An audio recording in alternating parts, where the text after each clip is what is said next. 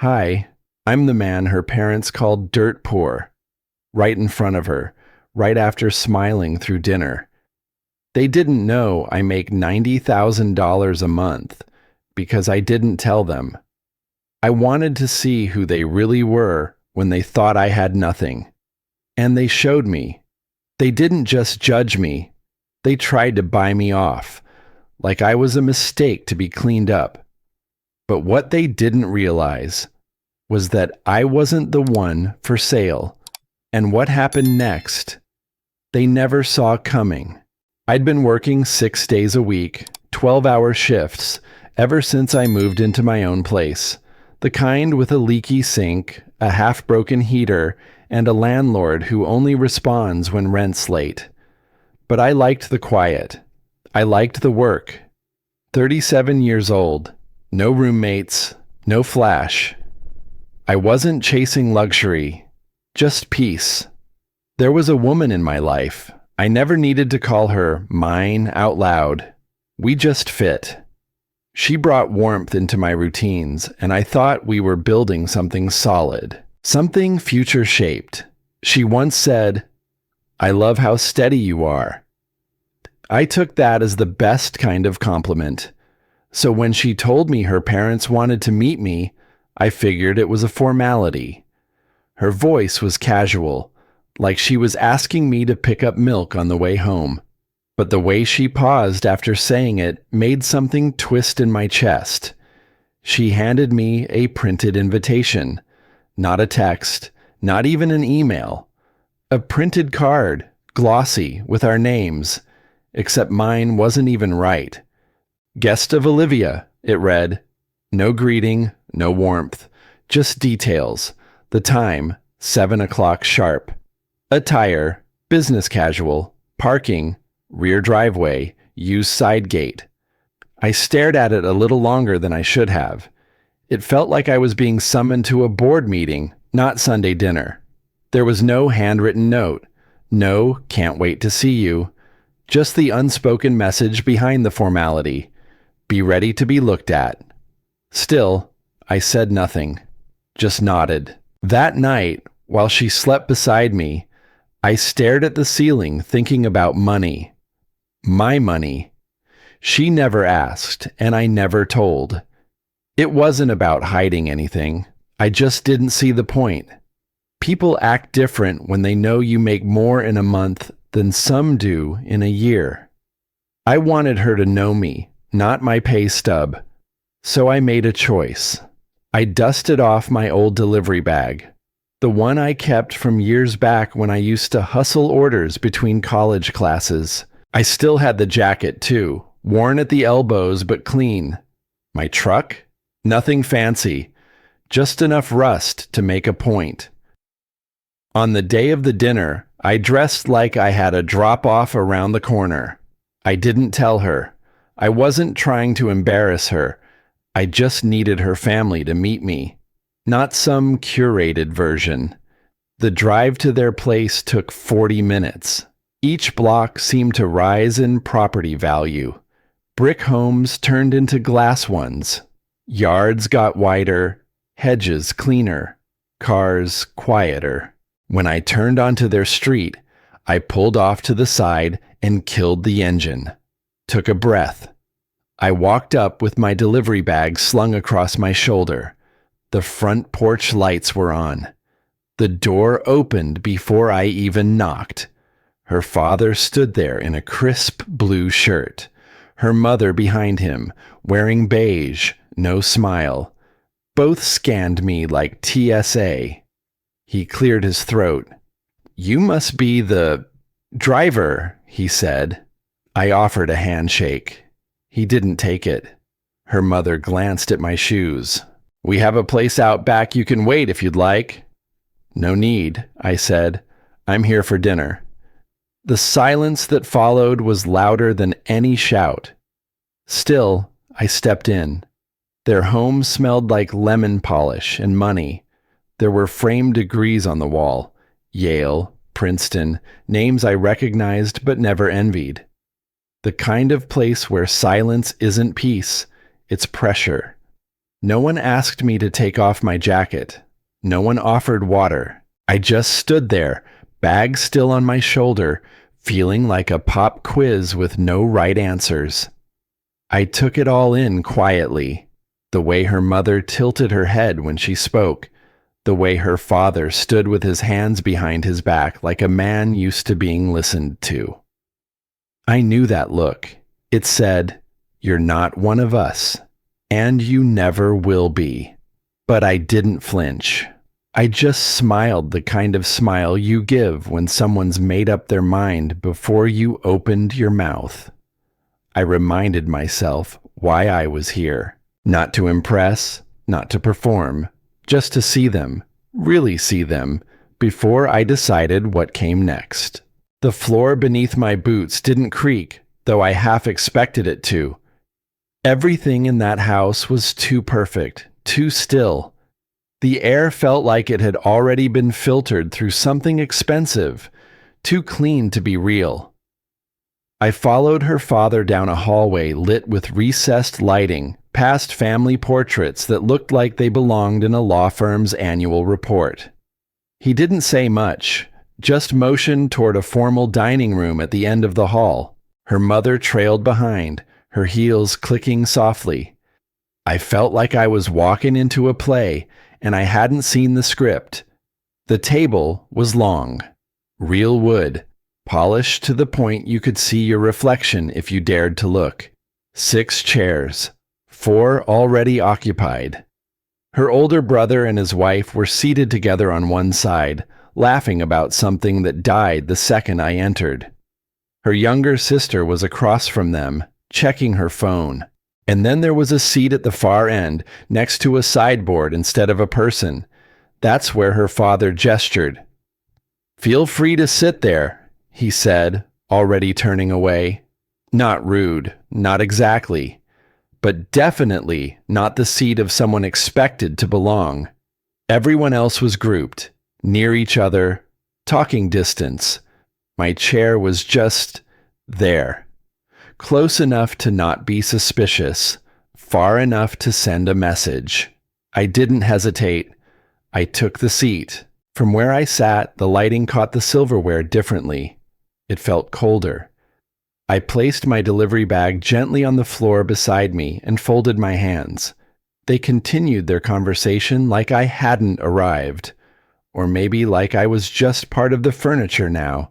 My fiancée, Olivia, entered a moment later, smiled politely, then sat across from me, diagonally, next to her sister. Not beside me, not with me. Maybe she didn't notice. Maybe she did. A housekeeper came out with a tray of drinks, sparkling water in crystal glasses. She skipped me entirely.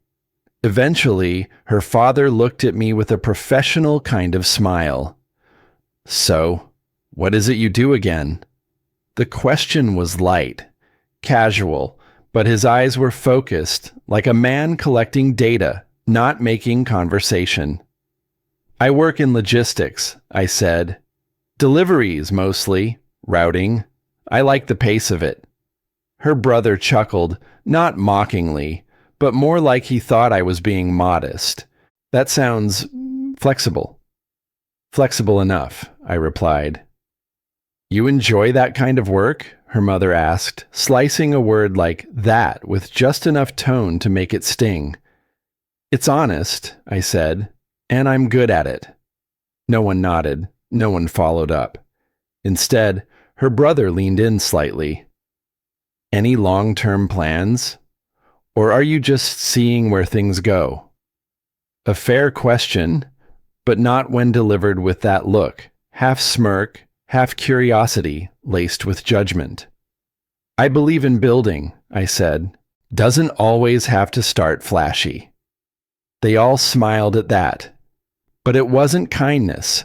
It was the kind of smile people wear when they're pretending to understand something they've already dismissed. Then came the remark. Soft, gentle, sharpened like a whisper knife. Her mother turned to Olivia, but spoke just loud enough. "You've always dreamed of a stable life, honey, And stability starts with a foundation, right? Something firm to stand on. No one looked at me when she said it, but everyone knew who it was about. I kept my eyes on the table, not because I was hurt, but because I didn't want to give them the pleasure of a reaction. I wasn't there to dance for their approval. Olivia didn't respond, didn't reach for my hand, didn't glance in my direction. That silence said everything. Not betrayal, not yet, but a data point, a line drawn faintly across the wood. I let the moment sit, let it settle like dust on a shelf. Inside, something shifted. This wasn't just an awkward dinner anymore. This was a calculation, a ranking, a quiet but clear audit of my value. And I knew better than to fight it with noise. I made a decision then, not to correct them, not to defend myself, not yet. There would be time. But it wouldn't happen at this table, on their terms. They wanted a reaction. I'd give them results. The plates came out like pieces in a silent performance, timed, pristine, placed with precision. Roast chicken, rosemary potatoes, greens arranged like a magazine cover. Not a dish out of line. The kind of meal made more for presentation than appetite. I picked up my fork and knife. Around me, conversation picked back up. Not loud, not joyful, just flowing. Safe topics. A coworker's promotion. The neighbor's new Tesla. Her brother laughed about a recent golf trip in Scottsdale. Her father nodded along, offering names of clubs he used to frequent back in the day. On the surface, it was polite, even practiced, but that's all it was. Surface. No one asked if I liked the food. No one asked about me at all. Then came the first jab, folded neatly inside a story. Her mother smiled at her brother's wife. You know Susan's son, Adam, the one at Stanford? She paused to sip her wine, eyes scanning the table like she was just making conversation. He just got offered a spot at a hedge fund in Manhattan. They say he's only 28. Can you imagine? Her sister chimed in. Wasn't he the one who bought his mom that trip to Santorini? Oh yes, her mother said, eyes bright. Said he just wanted to thank her for believing in him. Such a sweet boy. They didn't look at me, not once, but the air around my seat got heavier, as if each word carried a weight they didn't want to assign directly, but made sure I carried anyway. I cut into my food, nodded at the right times, but inside, I counted. I counted the number of accomplishments celebrated in that room that night. Schools, titles, salaries, perks, all of it stacked like invisible trophies. And I thought about what they saw when they looked at me. To them, I was a placeholder, a phase, someone their daughter would grow out of once she realized what building a life was really supposed to look like. No one needed to say it out loud. I was already being measured in silence. I watched Olivia. She was quiet, not withdrawn, just still, like she had slipped into a version of herself designed for their approval. She nodded at the story, smiled at the praise, but she never glanced my way. They talked about another family's son, how he'd overcome his humble roots, how he never let ego get in the way, and took night classes to finish law school. Each compliment had a shape that pointed toward me without ever touching me. That's when it landed. Comparison doesn't need to be named to cut. It just needs to be curated. And tonight's dinner was a gallery of curated people. I didn't raise my voice. I didn't defend myself. I didn't mention my income, or my investments, or how I could have bought that dining room table a dozen times over without blinking. Instead, I studied the choreography, what they said, what they didn't, the spaces between their words. Silence is powerful when it's not born from fear, but choice. I looked around the table and thought, they think I don't see what this is. They think I don't know how rooms like this work. But I do. I've walked through boardrooms where people wore the same expressions, just with better lighting. Then came a moment. Her father mentioned a property investment he'd advised a friend on. Return was triple, he said, but only because they got in early and knew how to play the game. Olivia's brother smiled. Well, not everyone's built for that kind of risk. Her mother turned toward Olivia, not me. Some men need a few extra years to find direction. Others, well, they've had a map from the start. There it was, soft, polished, but clear as day. And Olivia, still nothing. No glance, no small reach under the table, no pushback, just a sip of her water, eyes on her plate. It stung more than anything they said, not because she agreed, but because she didn't say a word. Her silence wasn't just absence, it was compliance. I didn't lash out. I didn't tighten my jaw or fidget in my chair. I just took it in. I'd been evaluated before, by strangers, by partners, by investors. But this was different. This was a quiet kind of betrayal. The kind that doesn't announce itself. The kind that walks in wearing politeness like perfume. I realized then, at that very table, I wasn't just being watched. I was being sorted into columns of acceptability, worth, viability. Not because of who I was, but because of what I didn't say.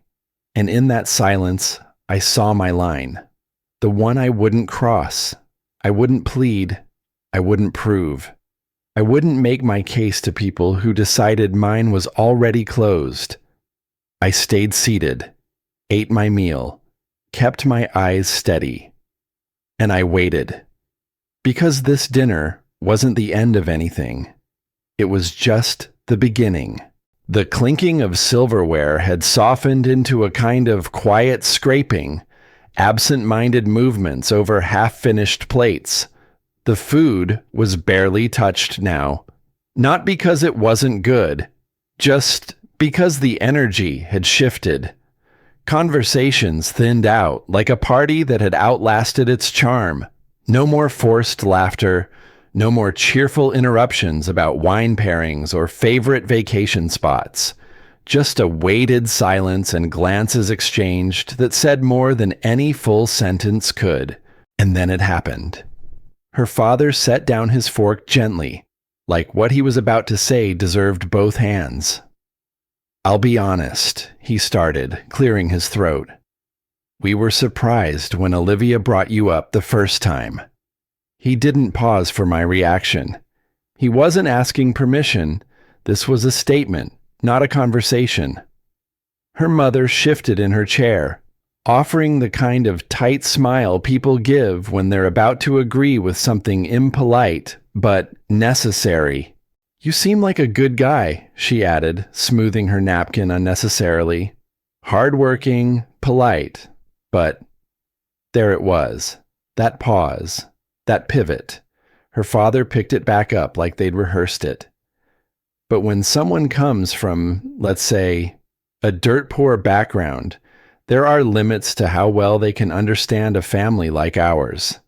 It was said calmly, casually, like he was explaining the weather or commenting on gas prices. No sneer, no raised voice, just the plain clinical finality of someone who believed it completely.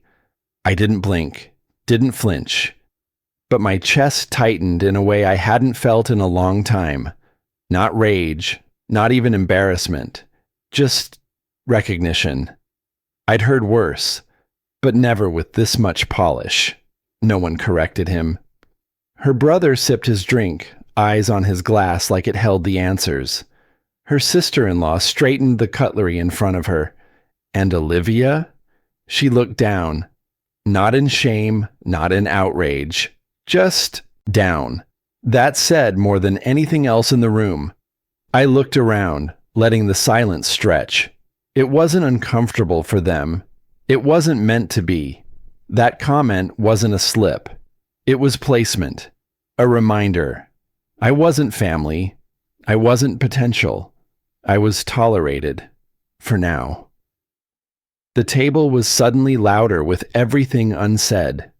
I could see it in the way her father sat back, satisfied, like he'd just delivered a truth everyone else was too polite to say. Like now, finally, we were being real.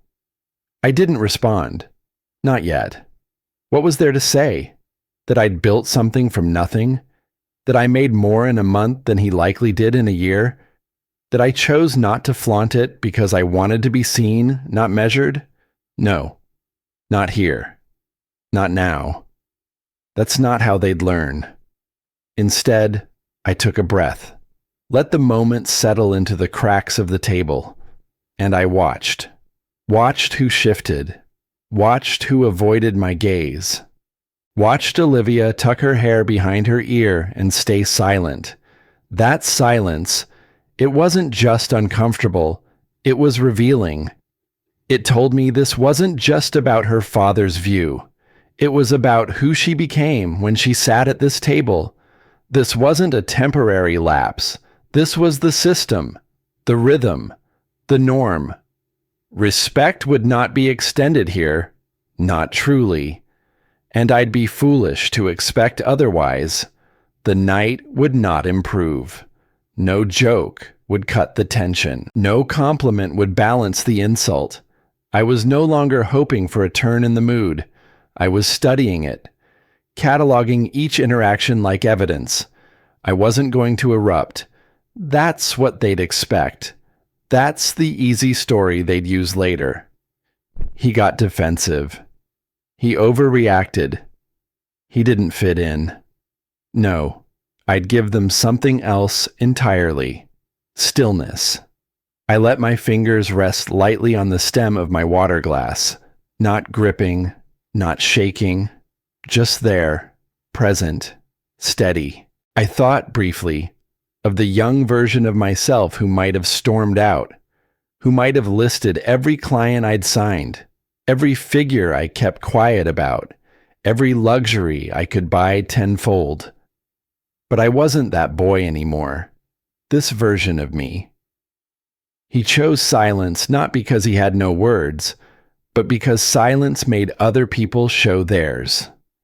So I leaned back, let my plate sit untouched, and I waited, not for dessert, but for them to feel just comfortable enough to go further, because that's where the truth always lived, in what they thought they could say without consequence. I don't know how long I stared at that table, a minute, maybe two, long enough for everyone to shift in their seats and pretend the last 10 minutes hadn't happened. Long enough for the air in the room to go from sharp to strangely sterile. Small talk trickled back in like nothing had cracked open between us. Her mother commented on the candle scent. Her father asked if I liked red or white wine, though I'd already declined both twice. Olivia said nothing. It all felt rehearsed, like lines delivered in a school play, with no intention of listening to the response. But I wasn't fooled. Something was still coming. Then her father cleared his throat, again, and pushed his chair back. "Excuse me for just a moment," he said, like he needed to grab an extra dessert fork or check on the thermostat. He disappeared down the hallway. Her mother filled the gap with a brittle smile and folded her hands neatly in front of her. She didn't look at me. No one did. Even Olivia kept her eyes on the napkin in her lap like it had something urgent to say. When her father returned, he wasn't holding silverware or a drink. He was holding a white envelope. No branding, no markings, no ceremony.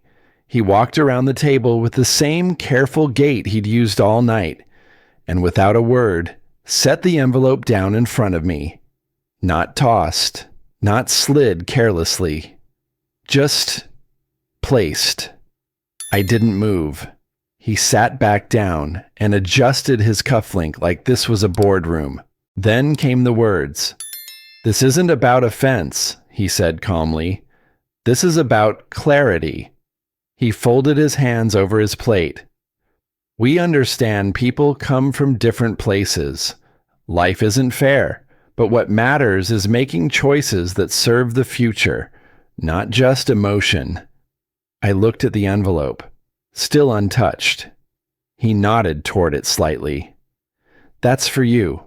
I said nothing. "It's a gesture of respect," her mother chimed in softly, "like I should be honored. We're not trying to hurt anyone.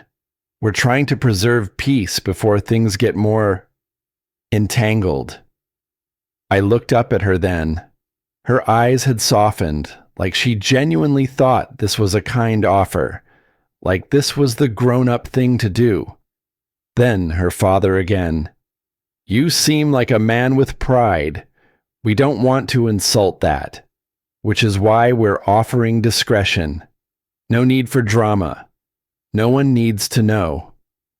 There was no smirk, no smug tone, just conviction. In that moment, I felt something deep in my chest seize, not from rage, from realization. They thought they were being kind. They thought paying me to walk away wasn't cruel. It was elegant, polite, efficient. That envelope wasn't just paper. It was a verdict. It said I wasn't good enough to love their daughter, no matter who I was on the inside. It said the money, whatever amount they deemed appropriate, was more than I could possibly offer her in a lifetime. I looked at Olivia, just once. She didn't look away, but she didn't speak either. And that silence, that told me everything.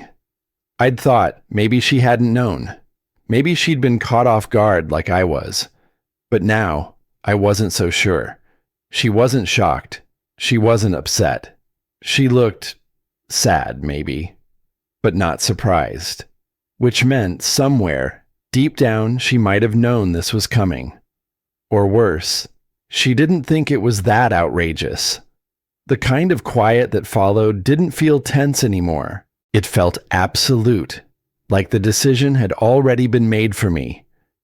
I reached toward the envelope, not to open it, but to simply place my fingers on it.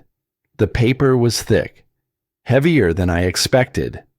Probably some expensive stationery, clean, crisp, like everything else in this house.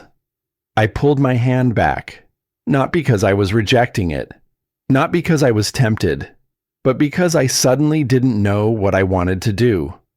For the first time all evening, my control cracked, just a little. Inside, it wasn't the money. God knows it wasn't the money. It was the principle, the fact that these people, these strangers, had weighed me, measured me, and decided I was worth exactly the contents of this envelope. And the worst part, they did it with a straight face, like it was normal, like it was right.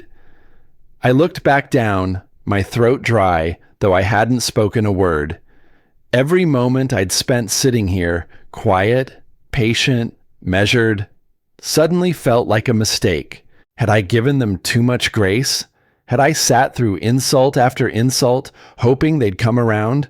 Or had I just underestimated how deep entitlement could run? I felt something twist in me, a quiet grief, almost. Not for them, for her, for the version of us that would never exist now. Because even if I walked out and she followed, there would always be this moment between us, always this room, this offer, this silence. I thought about standing up, about pushing the envelope back across the table and walking out without a word.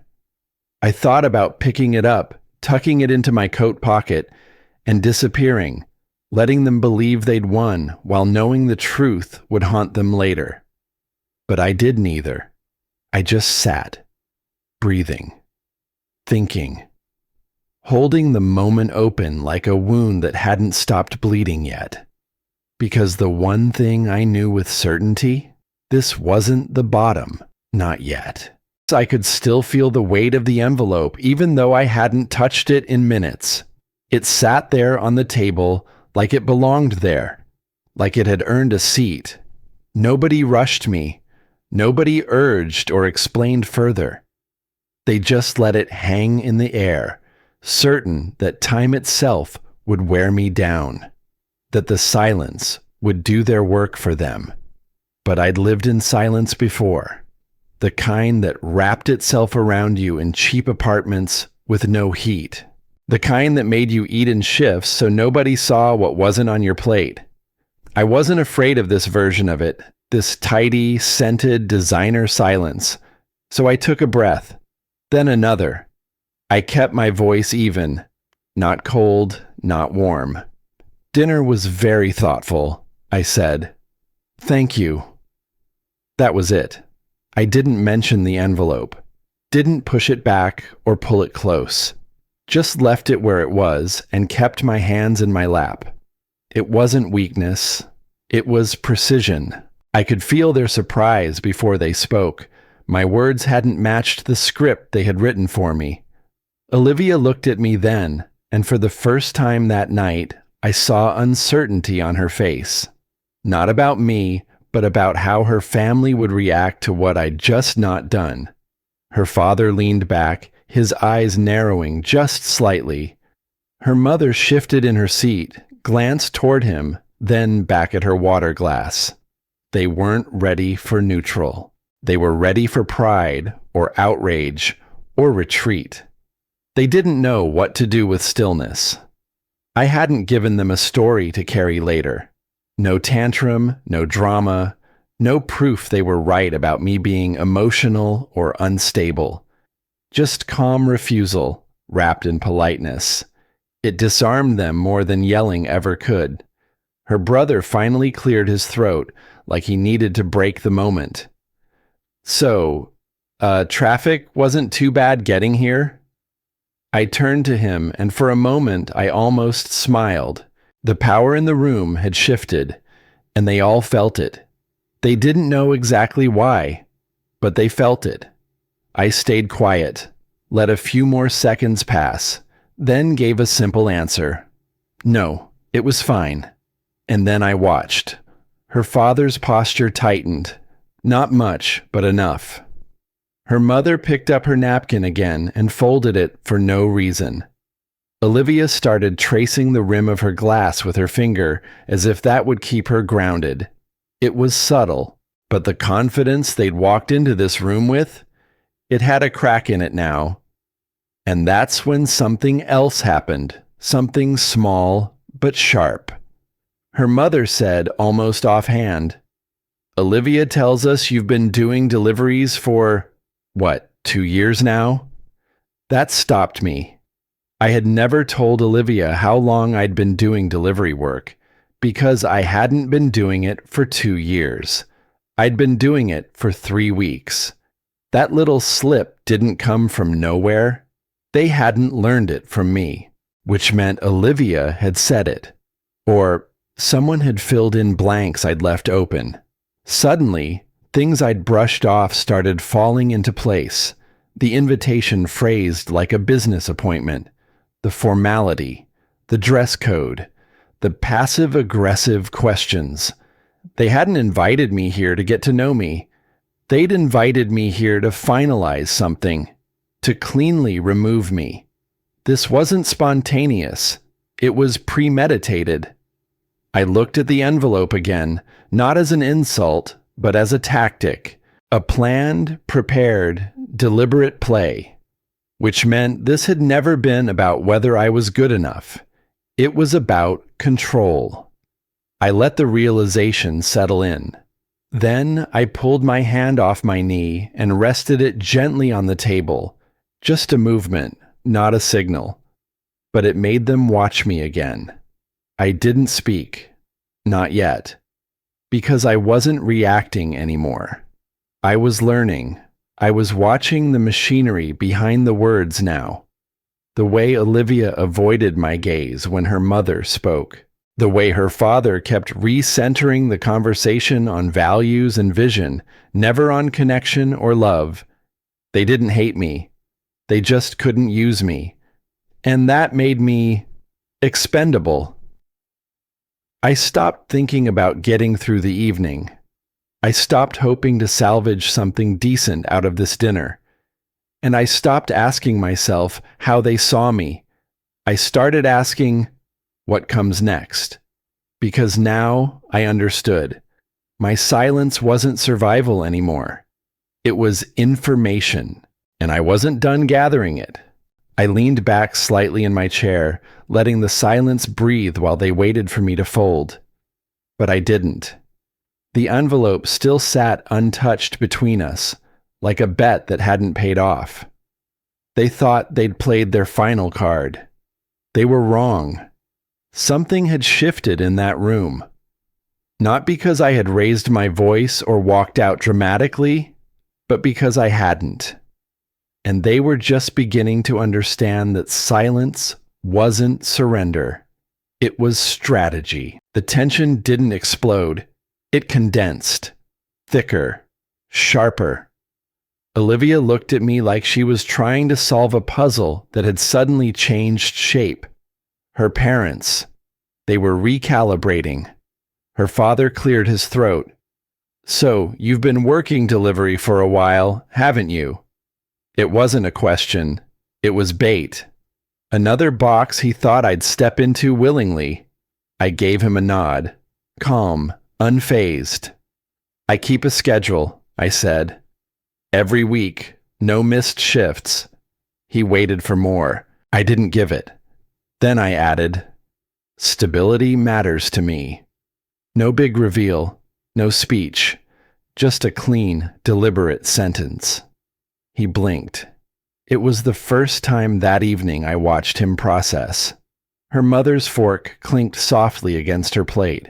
She looked up, trying to mask the discomfort. Olivia furrowed her brow, the wheels clearly turning. Stability. Consistency. I hadn't said how much I made. I hadn't said I owned 2 LLCs, or that I had a team of 10 drivers who reported to me, or that I'd started with a single car and built a route model now used statewide. I didn't need to. That wasn't the point. The point was, I didn't match the character they'd written for me. And that's what unsettled them. Her mother was the first to pivot.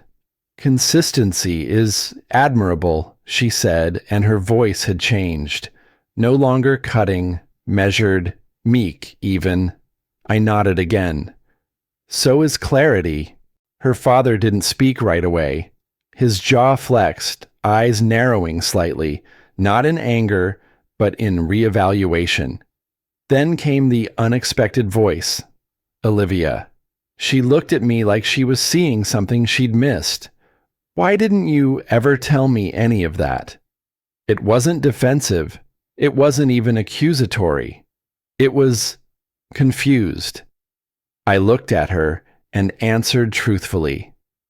Because I wanted to know how I was seen before I was measured. Her face went still. There was something raw in her silence. Something that said she hadn't expected any of this, and maybe wasn't sure if she liked what it meant. Her father leaned forward. You could have saved us all a lot of time.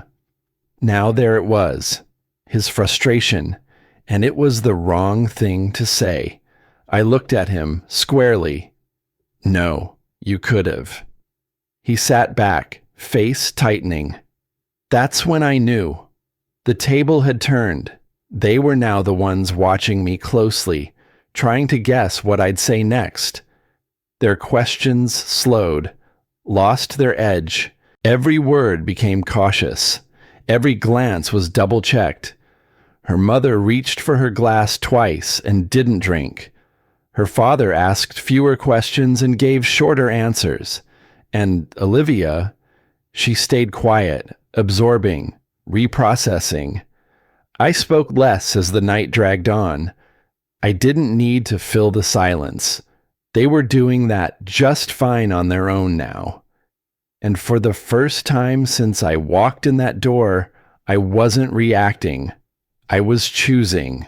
But I knew enough about people like them to recognize the danger too. This kind of shift, this disruption of expectation, it didn't sit still for long. Power doesn't concede quietly. It retreats, regroups, and finds new ways to strike. So I didn't relax. I didn't gloat. I just sat there, steady. I'd spent the last hour being sorted, evaluated, weighed. Now I was the one watching them. Every flinch, every glance, every word not said. They thought they'd broken me. Instead, they'd revealed themselves. And as the evening inched toward its end, I realized something even more important. They weren't done. They'd try again. Because people like that don't let go of control. They fight to keep it. And the moment they feel it slipping, that's when they're most dangerous. I felt it before anyone spoke. The air changed, like a door quietly closing behind me. Whatever patience they'd been pretending to have was gone. The careful questions, the measured tones, all of it dropped away at once. Her father straightened in his chair and folded his hands together, the way people do when they're about to take charge of a room. His voice shifted, firmer, louder, certain. "We need to be honest here," he said. This whole situation started on the wrong foot. There it was, the reset. I didn't interrupt. I watched. "You chose not to tell us who you really are," he continued, "and that raises concerns." Her mother nodded, a beat too quickly. "It feels misleading," she added, "almost deceptive." The word landed exactly where they wanted it to. Deceptive, not poor, not unsuitable, but dishonest. I felt the accusation hit, sharp and cold. Not because it was true, but because it was calculated. They weren't defending themselves anymore. They were rewriting the story. I leaned back slightly, keeping my hands visible on the table. Calm mattered now. "I didn't lie," I said evenly. Her father scoffed. "Omission is still deception."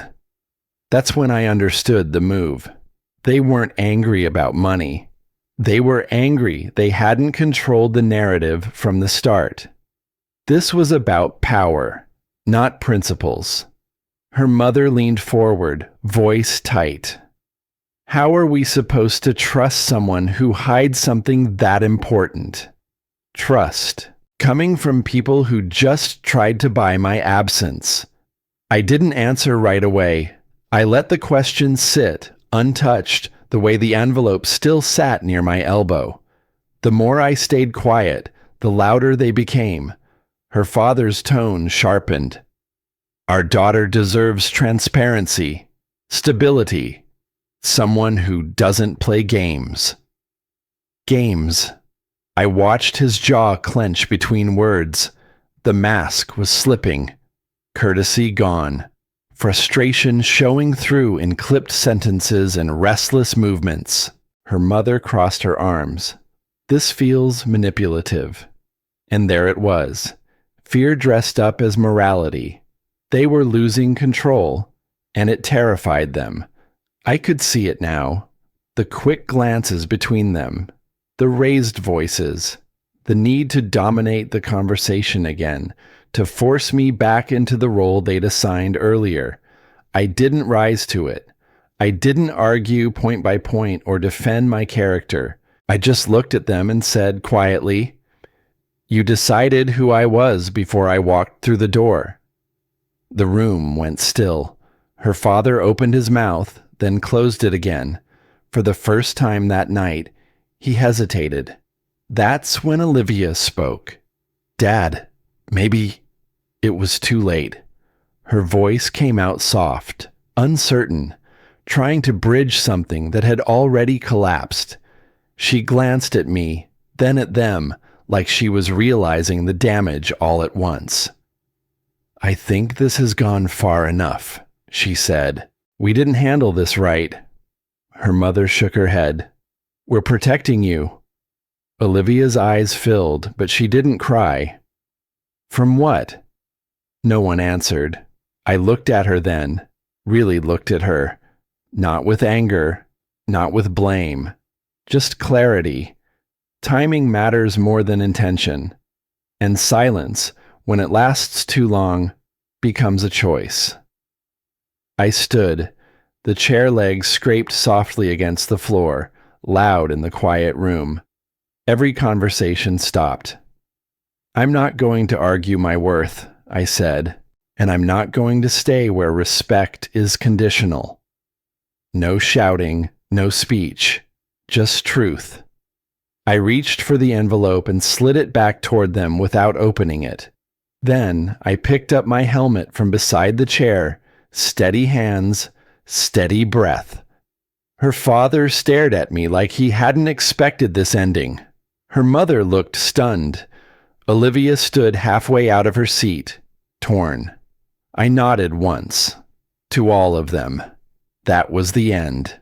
It ended because there was nothing left to say, and for the first time all evening, no one tried to stop me. I stepped out into the night. The front door eased shut behind me, not slammed, not rushed, just closed, clean, final. I stood still for a second, letting the air hit my face. It was cooler now. The kind of chill that settles only after a long, stifling heat breaks. My chest finally rose with a full breath, like I'd been holding it since I rang their doorbell. The street was still. Porch lights glowed down the block.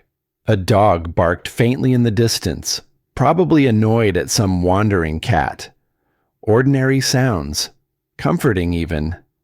After the storm I'd just walked out of, the quiet felt like a kindness. I turned toward the curb where my motorcycle waited under the streetlight, black paint catching flecks of gold from the lamp above. My delivery bag was already strapped in place, and there, sitting on the seat where I'd left it hours earlier, was my helmet. It looked different now, not because it had changed, but because I had.